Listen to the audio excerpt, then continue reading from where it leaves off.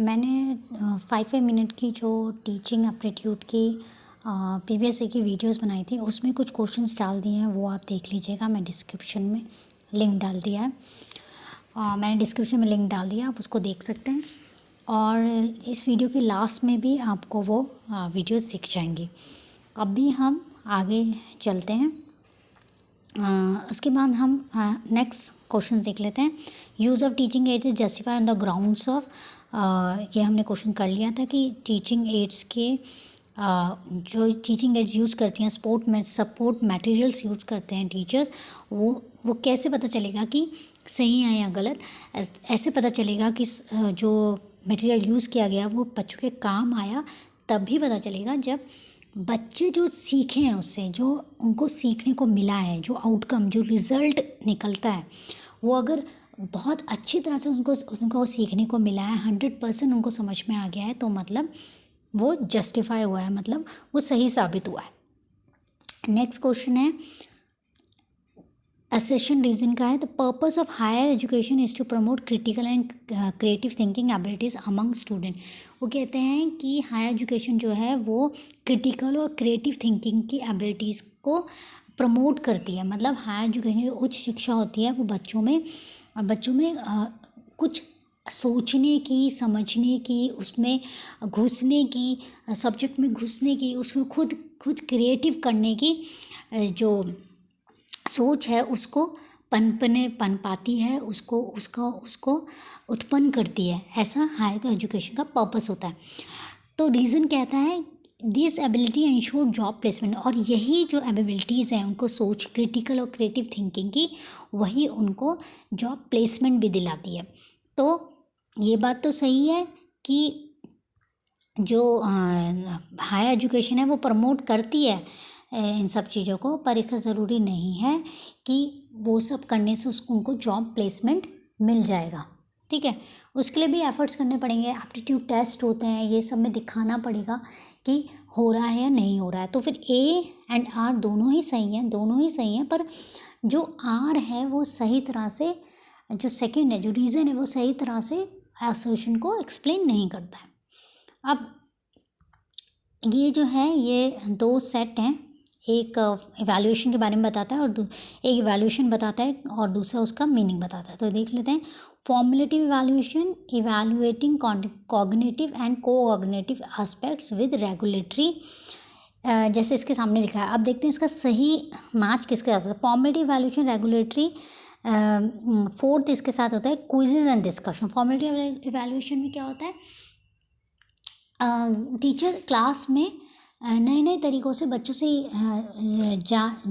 जानना चाहती है कि उसने सिखाया वो सही सिखाया, जैसे टेस्ट लेना, क्विज़ेस लेना, डिस्कशन करना।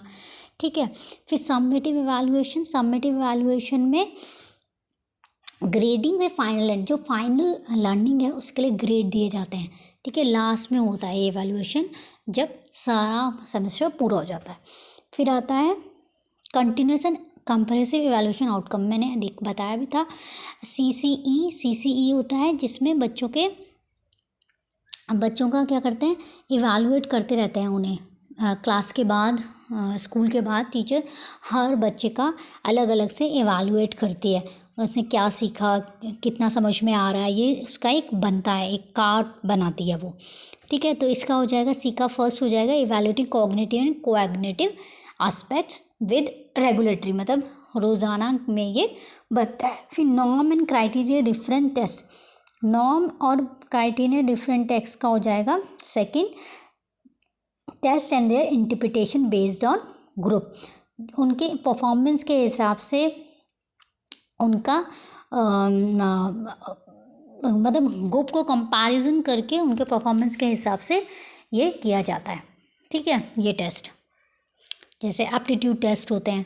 ठीक है, फिर दिसंबर 2015 का greater the handicapped of the student coming to education institution greater the demand on the, जितना ज़्यादा जो स्टूडेंट्स है वो एजुकेशन इंस्टीट्यूट्स में आएंगे उतने ही ज़्यादा किसकी डिमांड बढ़ेगी, टीचर की बढ़ेगी। ठीक है, what are the characteristics of continue, अब देखिए आ गया कंटिन्यूअस कंपैरेटिव, CCE क्या है, वो कैरेक्टरिस्टिक्स हमें ढूंढने। It increase the workload on students by taking multiple test, It replaces marks with grades. It evaluates every aspects of the student. It helps in reducing examination phobia. तो ये सही है, CCE क्या है, एग्जामिनेशन फोबिया को कम करता है, क्योंकि टीचर रोज़ाना जब उनको इवैल्यूएट करती है हर बच्चे को, तो उसको पता चल जाता है कि बच्चा कहाँ पे कम है, तो उसको वो ठीक करने की कोशिश करती है। इससे बच्चे में जब वो सब कुछ अच्छे तरह से सीखेगा या सीखेंगे तो फिर उनमें एग्ज़ाम का फोबिया कम होगा। तो डी तो आएगा ही। उसके बाद फिर it replace marks with the grades. वो मार्क्स की जगह अब ग्रेड्स दिए जाते हैं, मार्क्स दिए जाते हैं ABCD ऐसे करके ग्रेड्स दिए जाते हैं।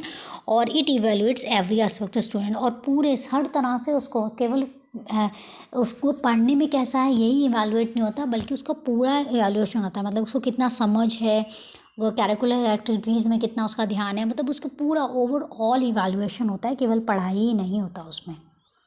ठीक है, तो इसका हो जाएगा B, C and D।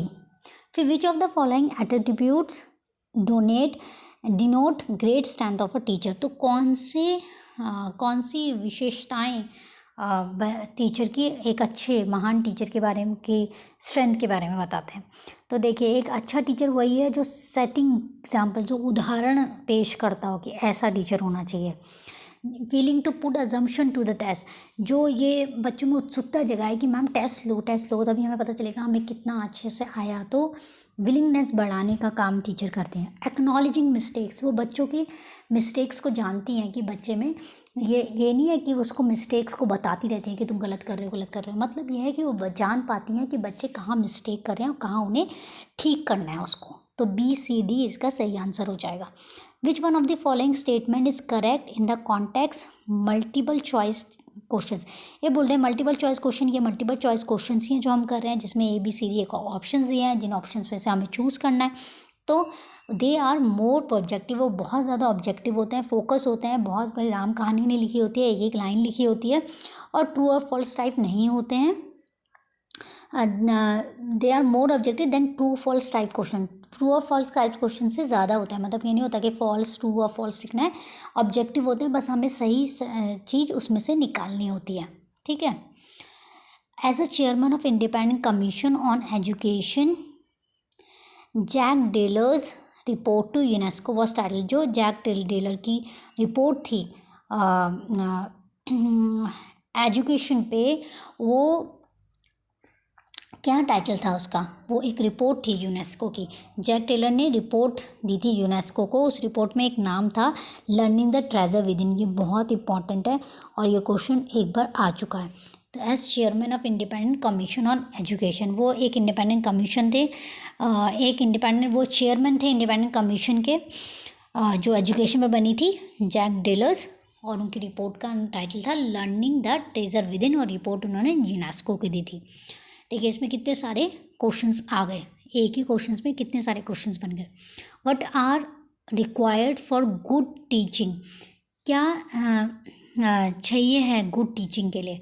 Good teaching में सब कुछ ही होना चाहिए, उसको डायग्नोस करना आना चाहिए, उन्हें पता लगाना आना चाहिए कि कहाँ पे बच्चे को प्रॉब्लम आ रही है, कैसे उसको क्या रेमेडी देनी चाहिए जिससे कि प्रॉब्लम सॉल्व हो जाए, क्या डायरेक्शन होना चाहिए उस रेमेडी की तरफ, और फीडबैक भी होना चाहिए कि अगर क्या बात बताते भी रहें बच्चे को कि आप इम्प्रूव कर रहे हो, ये भी होना चाहिए एक गुड टीचर के अंदर। तो ये सारी क्वालिटीज़, ये सारी ही चीज़ें एक गुड टीचर के लिए ज़रूरी हैं। नेक्स्ट है जून 15 में आ जाते हैं हम। Which of the following is the highest level of cognitive ability. सबसे ज़्यादा